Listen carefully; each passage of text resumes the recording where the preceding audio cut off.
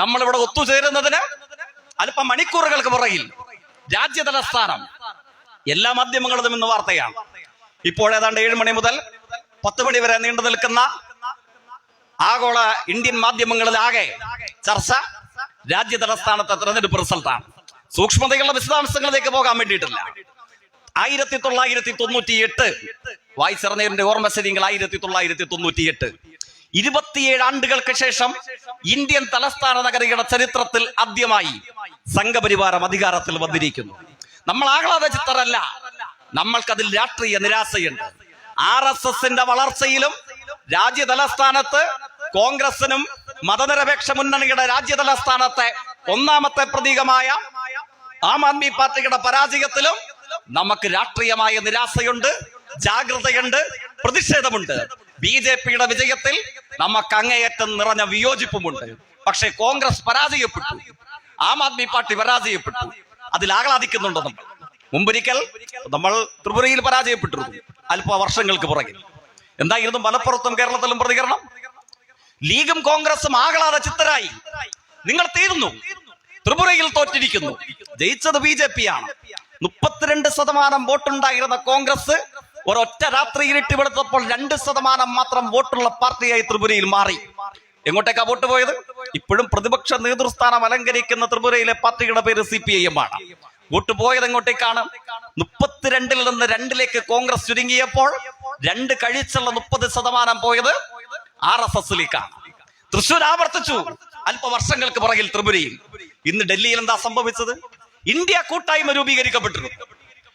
CPIMന്റെ മൺമറഞ്ഞു പോയ ജനറൽ സെക്രട്ടറിയുടെ ആദ്യ അനുശോചന യോഗം പാർട്ടി കേന്ദ്ര കമ്മിറ്റിയുടെ നേതൃത്വത്തിൽ അല്പമാസങ്ങൾക്ക് പുറകിൽ താൽക്കത്തോറ സ്റ്റേഡിയത്തിൽ സംഘടിപ്പിക്കപ്പെട്ട അനുശോചന യോഗത്തിലെ ആമുഖ പ്രഭാഷകൻ വയനാട് മുൻ MP ആണ്.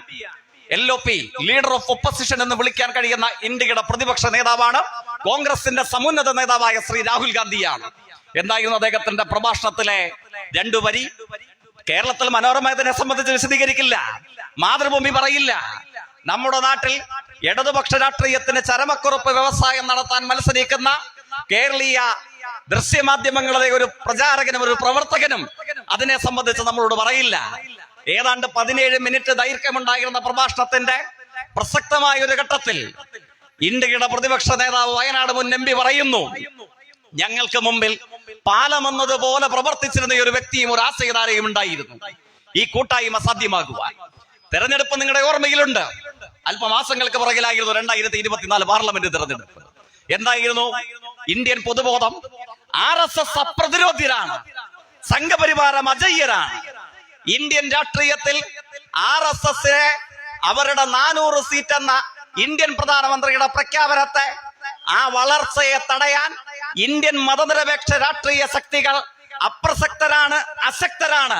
ഇതായിരുന്നില്ലേ പൊതുബോധം ഉണ്ടായിരുന്നത്? ധനകാര്യമന്ത്രി വോട്ട് അക്കൗണ്ട് അവതരിപ്പിച്ചപ്പോൾ പറഞ്ഞു, 400-ന് മേൽ 400 പാർ ഞങ്ങൾ വരും, വീണ്ടും പൂർണ്ണ ബജറ്റ് അവതരിപ്പിക്കും. RSS പ്രചാരകരുടെ യോഗത്തിൽ തെരഞ്ഞെടുപ്പ് പ്രഖ്യാപനം വരുന്നതിന് മുമ്പ് ഇന്ത്യൻ പ്രധാനമന്ത്രി വിളിച്ചു പറഞ്ഞു, 400 പാർ, 400-ന് മേലെ ഞങ്ങൾ അധികാരത്തിൽ വരും. ആ പ്രഖ്യാപനങ്ങൾക്ക് ദേശീയ മാധ്യമങ്ങൾ മാത്രമല്ല, RSS എന്നും ഭൂരിപക്ഷ വർഗീയതയെന്നും കേൾക്കുമ്പോൾ മുട്ടിലിഴയാൻ മത്സരിക്കുന്ന കേരളീയ മാധ്യമങ്ങൾ അച്ചടി മഷി പുരട്ടി വെണ്ടയ്ക്ക വലിപ്പമുള്ള അക്ഷരങ്ങളാക്കി നമ്മുടെ നാട്ടിൽ പ്രചരണം നയിച്ചു. എന്താ പ്രചരണത്തിന്റെ ഉദ്ദേശം? ഈ തെരഞ്ഞെടുപ്പിൽ മതനിരപേക്ഷ രാഷ്ട്രീയത്തിന് വർഗീയതയെ തടയാൻ കഴിയില്ല. വർഗീയതയുടെ ആസന്നമായ 400-ന് മേലെന്ന തേരോട്ടത്തെ നിങ്ങൾക്ക് തടയാനോ ചെറുത്തു നിർത്താനോ പരാജയപ്പെടുത്താനോ കഴിയില്ല. ഇതായിരുന്നില്ല സൃഷ്ടിക്കപ്പെട്ട പൊതുബോധം. ആ പൊതുബോധത്തിന് മുമ്പിലാണ് മതനിരപേക്ഷ രാഷ്ട്രീയം എന്ന ഒറ്റ ബിന്ദുവിൽ ഇന്ത്യയിലെ മതനിരപേക്ഷ രാഷ്ട്രീയ പ്രസ്ഥാനങ്ങൾ ഒരുമിക്കാൻ തയ്യാറാകുന്നത്. എങ്ങനെ തയ്യാറായി? ഏപ്രിൽ മാസം 2 മുതൽ 6 വരെ ആലത്തിയൂരിന്റെ മണ്ണിൽ വലിയ ഉയർത്തിപ്പിടിച്ച രാഷ്ട്രീയത്തിന്റെ പ്രതീകമായ CPIMന്റെ പാർട്ടി കോൺഗ്രസ് ഐതിഹ്യങ്ങളാൽ സമ്പന്നമാക്കപ്പെട്ട മധുര അതിന് ആതിഥേയമരളാൻ പോകുകയാണ്. 3 ആണ്ടുകൾക്ക് പുറകിൽ ഈ പാർട്ടി കോൺഗ്രസ് എവിടെയായിരുന്നു? നമ്മുടെ കേരളത്തിലായിരുന്നു, വടക്കേ മലബാറിൽ കണ്ണൂർ ജില്ലയിലായിരുന്നു. 23-ാം പാർട്ടി കോൺഗ്രസ്. എന്തായിരുന്നു ഒന്നാമത്തെ തീരുമാനം?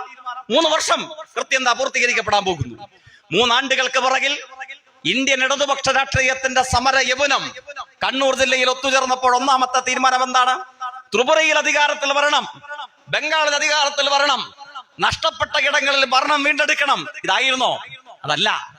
ഒന്നാമത്തെയും രണ്ടാമത്തെയും തീരുമാനം അതായിരുന്നില്ല.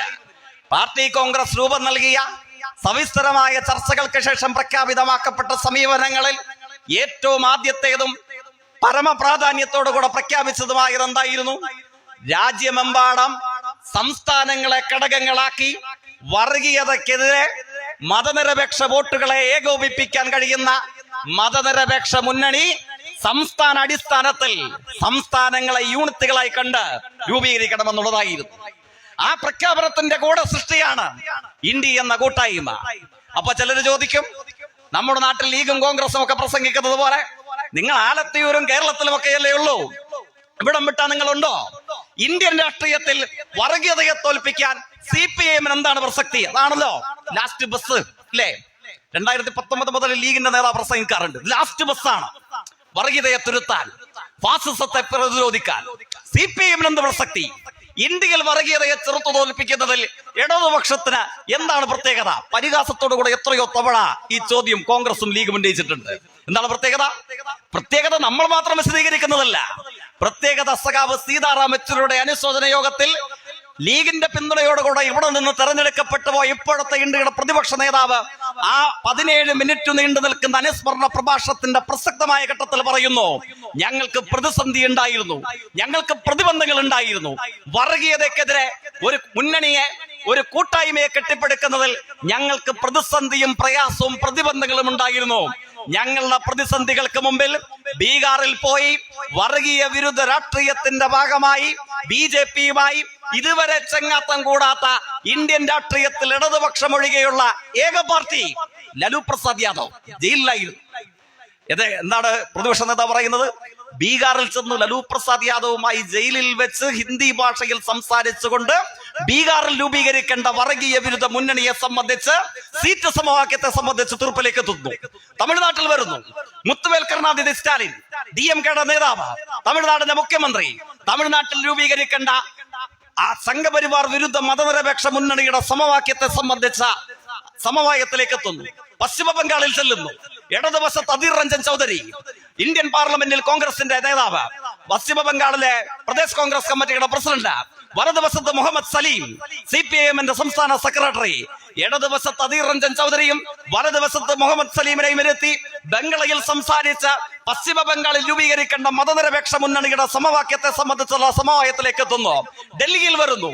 ഈ തെരഞ്ഞെടുപ്പിൽ കോൺഗ്രസ് ചതിച്ച് RSSനെ വിജയിപ്പിച്ച് പരാജയപ്പെടുത്തിയ ആം ആദ്മി പാർട്ടിയുടെ നേതാവ് അരവിന്ദ് കെജ്രിവാൾ, മനീഷ് സിസോദിയ കോൺഗ്രസുമായി മുഖാമുഖ ചർച്ചയ്ക്കില്ല എന്ന് പ്രഖ്യാപിച്ചവരുമായി അവരുടെ നടുവിലിരുന്ന് അവരുടെ ഭാഷയിൽ സംസാരിച്ച പഞ്ചാബിലും ഡൽഹിയിലും രൂപീകരിക്കേണ്ട സഖ്യ സമവായങ്ങളെ സീറ്റ് ചർച്ചയെ സംബന്ധിച്ചുള്ള തീർപ്പിലേക്ക് എത്തുന്നു.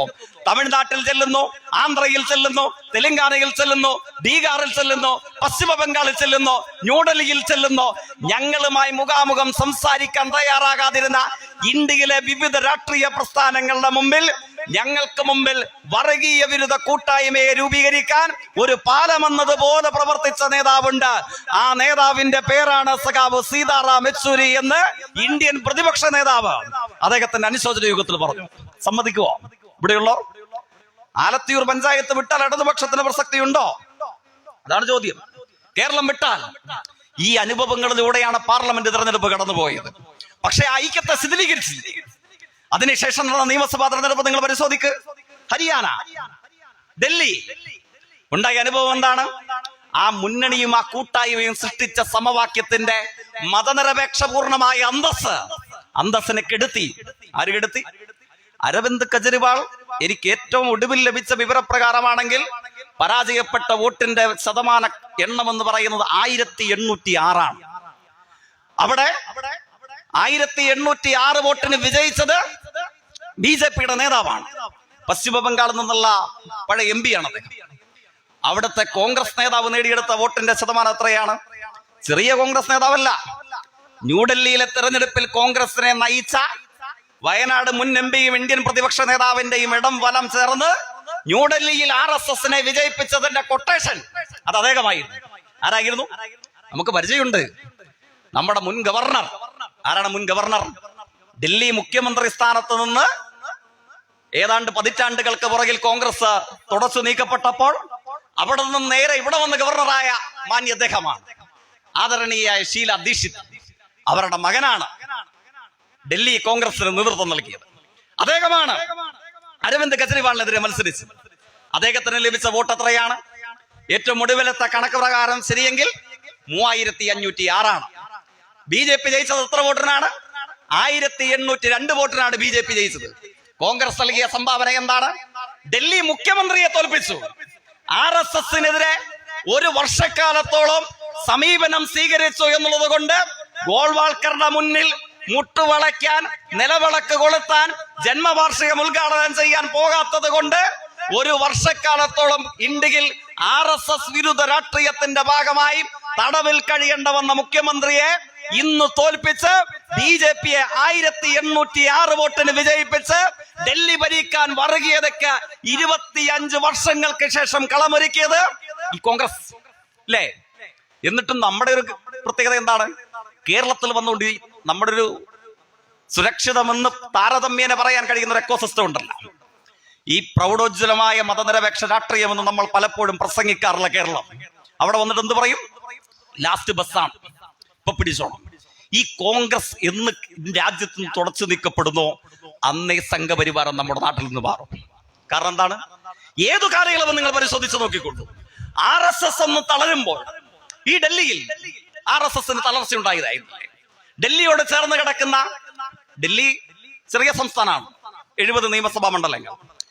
അപ്പുറം ഹരിയാന, സെക്ടർ 52 കഴിഞ്ഞാൽ നോയിഡ മുതലുള്ള ഉത്തർപ്രദേശ് ആരംഭിക്കുകയാണ്. എന്താണ് പ്രത്യേകത? ഹിന്ദി ഹൃദയഭൂമി ഇവിടെയാണ്. അതിനോടൊപ്പം ഹരിയാനയിൽ നിന്ന് ഗുരുഗ്രാമിൽ നിന്ന് 1.5 മണിക്കൂർ യാത്ര ചെയ്താൽ ജയ്പൂർ, രാജസ്ഥാൻ, മധ്യപ്രദേശ്, ഇതാണ് ഹിന്ദി ഹൃദയഭൂമി. എവിടെയാ കോൺഗ്രസ് ഉള്ളത്? എന്തായിരുന്നു സമീപനം? പാർലമെന്റ് തെരഞ്ഞെടുപ്പിന്റെ ചിത്രം എന്തായിരുന്നു? പക്ഷേ RSSന് അടിതെറ്റിയില്ലേ? 6-7 മാസങ്ങൾക്ക് മുമ്പ് ഇതേ ജനങ്ങൾ തെരഞ്ഞെടുപ്പിന്റെ പോളിംഗ് ബൂത്തിലേക്ക് നീങ്ങിയപ്പോൾ ആരാണ്? അവധേഷ് പ്രസാദ്, ഫൈസാബാദ്. പുതിയ തലമുറയ്ക്ക് അങ്ങനെ ഫൈസാബാദ് എന്ന് പറഞ്ഞാൽ കിട്ടില്ല. ഞങ്ങൾ സ്കൂൾ വിദ്യാർത്ഥികളായിരിക്കുമ്പോൾ ഫൈസാബാദ് ആ സമയത്ത് ചില പത്രമാധ്യമങ്ങളുടെ മുമ്പിലുണ്ട്. ഫൈസാബാദിന്റെ പ്രത്യേകത എന്താണ്?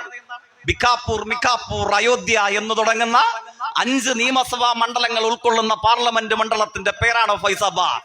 രാം ജന്മഭൂമി, ഭഗവാൻ ശ്രീരാമന്റെ ജന്മസ്ഥാനം എന്ന് വിവക്ഷിക്കപ്പെടുന്ന സ്ഥലം. എത്രയോ പതിറ്റാണ്ടുകൾ നീണ്ടുനിന്ന ഇന്ത്യൻ വർഗീയ രാഷ്ട്രീയ പരീക്ഷണത്തിന്റെ കേന്ദ്രമായി ഇന്ത്യൻ വർഗീയത തെരഞ്ഞെടുത്ത അതിന്റെ പ്രോദ്ഘാടന കേന്ദ്രമായ മണ്ണ്. ആ മണ്ണ് ഉൾക്കൊള്ളുന്ന ഫൈസാബാദിൽ എന്ത് സംഭവിച്ചു?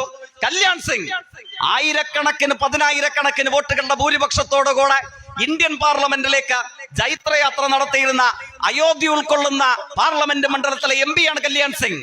എവിടെയാണ് RSSന്റെ തിരിച്ചടി ആരംഭിച്ചത്? ഈ കൂട്ടായ്മ രൂപീകരിക്കപ്പെട്ടു. വർഗീയതക്കെതിരെ തല പോയാലും തലമുടിയെ കുറിച്ച് തർക്കിക്കരുത് എന്ന് പറയുന്നത് പോലെ നമ്മുടെ നാട്ടിൽ വർഗീയതക്കെതിരെ എല്ലാ വിയോജിപ്പുകളെയും കടപുഴക്കിക്കൊണ്ട് മതനിരപേക്ഷത എന്ന ഒറ്റ ബിന്ദുവിൽ കൈകോർത്തപ്പോൾ രാം ജന്മഭൂമിയുടെ മണ്ണിൽ നിന്ന് RSS തുടച്ചു നീക്കപ്പെട്ടു. പട്ടികജാതി വിഭാഗത്തിൽ ജനിച്ച അവധേഷ് കുമാർ എന്ന സമാജ്വാദി പാർട്ടിയുടെ ജനപ്രതിനിധി, ഇന്ത്യ കൂട്ടായ്മയുടെ നേതാവ്, ഇന്ത്യൻ പാർലമെന്റിലേക്ക് RSS പ്രചാരകനെ പരാജയപ്പെടുത്തി അഭിമാനാർഹമായ വോട്ടിന്റെ ഭൂരിപക്ഷത്തോടു കൂടെ നടന്നു കയറി. ഇതായിരുന്നു ഈ പാർലമെന്റ് തെരഞ്ഞെടുപ്പിന്റെ ചിത്രം. ആ UP യിൽ RSSന് അടിതെറ്റി, രാജസ്ഥാനിൽ RSSന് അടിതെറ്റി. സമീപനം എന്തായിരുന്നു? മതനിരപേക്ഷത, വർഗീയ വിരുദ്ധ വോട്ടുകളുടെ ധ്രുവീകരണം. ആ രാഷ്ട്രീയം ഉയർത്തിപ്പിടിച്ച് മെല്ലെ മെല്ലെ നിയമസഭാ തെരഞ്ഞെടുപ്പിലേക്ക് ഇന്ത്യ നീങ്ങുകയായിരുന്നു. ഉണ്ടായ അനുഭവം എന്താണ്? ആ അനുഭവങ്ങൾ, ആ അന്തസ്സുറ്റ രാഷ്ട്രീയത്തെ റദ്ദു ചെയ്തു കോൺഗ്രസ്. അതാണ് ഇന്നത്തെ പ്രത്യേകത. ആ അന്തസ്സുറ്റ രാഷ്ട്രീയത്തിന്റെ ഹൃദയമെടുത്തു ഇന്ന് കോൺഗ്രസ്. അതിന് നേതൃത്വം നൽകിയതാരാണ്? ഇന്ന് വന്നിട്ടുണ്ട്. വ്യക്തിപരമായി നമുക്ക് മോശം പറയില്ല. വയനാട് MP വന്നപ്പോൾ എനിക്ക് തോന്നുന്നു നമ്മുടെ കരിപ്പൂർ വിമാനത്താവളമാണ്. ഇറങ്ങി വരുമ്പോൾ ചോദിക്കുന്നുണ്ട് ഡൽഹി തെരഞ്ഞെടുപ്പ്. ഇപ്പൊ വയനാട് MP പറയുന്നത് എന്താ? ഡൽഹി തെരഞ്ഞെടുപ്പിനെ സംബന്ധിച്ച് എനിക്കറിയില്ല, ഞാൻ ഈ നാട്ടുകാരിയേ അല്ല. അതാണ് അവരുടെ പ്രതികരണം. എങ്ങനെയാണ് ഈ അനുഭവങ്ങളിലേക്ക് യാത്ര ചെയ്തത്? മതനിരപേക്ഷ രാഷ്ട്രീയത്തെ കരുത്തോടുകൂടെ ഉയർത്തിപ്പിടിക്കുന്നതിൽ RSSന് മുമ്പിൽ, വർഗീയതയ്ക്ക് മുമ്പിൽ നട്ടല് വളയ്ക്കുന്ന സംഘമായി കോൺഗ്രസ് മാറുന്നു എന്ന വിമർശനം നമ്മൾ ഉയർത്തിയിട്ടുണ്ട്. ആ വിമർശനത്തെ 1000 തവണ ശരിവെക്കുന്നു. ഈ തെരഞ്ഞെടുപ്പ് അനുഭവങ്ങളിൽ നിന്നും പാഠം പഠിക്കാതെ കോൺഗ്രസ് ഈ വർദ്ധിച്ച വീര്യം RSSന് നൽകിയത് ഹിന്ദി ഹൃദയഭൂമി അവരുടെ തിരിച്ചുവരവിന് ആക്കം കൂട്ടില്ലേ? ഡൽഹിയിൽ, രാജസ്ഥാനിൽ, UP-യിൽ, മധ്യപ്രദേശിൽ ഇതാണല്ലോ ഹിന്ദി ഹൃദയഭൂമി. നൂറുകണക്കിന് വരുന്ന പാർലമെന്റ് മെമ്പർമാർ. അവിടെയാണ് RSS അടിതെറ്റിയത്. ഈ പാർലമെന്റ് തെരഞ്ഞെടുപ്പിൽ എങ്ങനെ അടിതെറ്റി? വിവിധ മുന്നണികൾ, സംസ്ഥാനങ്ങളിൽ വിവിധ കൂട്ടായ്മകൾ വർഗീയതയെ തോൽപ്പിക്കാൻ ഇന്ത്യയിലെ നിസ്വരും സാധാരണക്കാരുമായ ജനങ്ങൾ മത്സരാധിഷ്ഠിതമായ ബുദ്ധിയോടെ വോട്ട് ചെയ്തു. അല്ല, നമ്മൾ സൗത്ത് ഇന്ത്യക്കാരുടെ സംഭാവനയല്ല. ഇവിടെയാണ് ഈ തിരിച്ചടിയിലും BJPക്ക് വോട്ട് വർദ്ധിച്ചത്. എവിടെയാണ്? തമിഴ്നാട്, ആന്ധ്ര, തെലങ്കാന, കേരളം. ഇവിടെയാണ് അല്ലേ? നമ്മൾ സാക്ഷരതയുണ്ടായെന്ന്, പുരോഗമനപരതയുണ്ടായെന്ന്, പ്രൗഢഗംഭീരമായ പല മികവുകളും ഉണ്ടായെന്ന് നമ്മൾ കരുതുന്ന തെക്കേ ഇന്ത്യയിലാണ് RSS ഈ തിരിച്ചടിയിലും ആശ്വാസം ലഭിച്ചത്. ഹിന്ദി ഹൃദയഭൂമിയിൽ നിസ്വർ, നിരക്ഷരർ, സാധാരണക്കാർ, ദരിദ്രനാരായണന്മാർ അവരുടെ മണ്ണിലാണ് വർഗീയതയോട് കടക്ക് പുറത്ത് എന്നവർ പറഞ്ഞു. പക്ഷെ ആ തിരിച്ചടി ഇപ്പൊ ആര് പരിഹരിക്കാൻ ശ്രമിക്കുകയാണ്? കോൺഗ്രസ്. RSS ഒന്ന് തിരിച്ചടി നേരിട്ട് നിറം മങ്ങി, ശരീരമൊന്നും മെലിഞ്ഞ്, അപ്പൊ ദാ കോൺഗ്രസ് വരുന്നു. ആം ആദ്മി പാർട്ടി ഞങ്ങൾ തോൽപ്പിച്ചു തരാം അല്ലെ? മുഖ്യമന്ത്രി അടങ്ങുന്ന സംഘത്തെ തോൽപ്പിച്ചു. ഇതാണ് കോൺഗ്രസ് ചെയ്യുന്ന സംഭാവന. അവിടെയാണ് നമ്മൾ തിരിച്ചറിയേണ്ടത്. ഇന്ത്യൻ രാഷ്ട്രീയം ചർച്ച ചെയ്യുന്ന എത്രയോ പതിറ്റാണ്ടുകളായി ഉയർത്തി വന്നത് ചോദ്യമുണ്ട്. വർഗീയതയ്ക്ക് മുമ്പിൽ മുട്ടുമടക്കാത്തവരാര്? ശിരസ് കുനിക്കാത്തവരാര്? വർഗീയത എന്ന് കേൾക്കുമ്പോൾ നട്ടല് വളയ്ക്കാത്തവരാര്? നാവ് ചുരുക്കാത്തവർ, വിരല് താഴ്ത്തുന്നവർ അതാരാണ്? അതാണ് ഇന്ത്യൻ രാഷ്ട്രീയം വർത്തമാന കാലയളവിൽ ഉയർത്തുന്ന ചുവരെഴുത്ത്. ഒറ്റ ചോദ്യമേ പ്രസക്തമായിട്ടുള്ളൂ. മനുഷ്യത്വ വിരുദ്ധമായ വർഗീയ രാഷ്ട്രീയ നയങ്ങൾക്കെതിരെ ആര് നട്ടല് വളയ്ക്കാതെ നിലപാട് സ്വീകരിക്കും?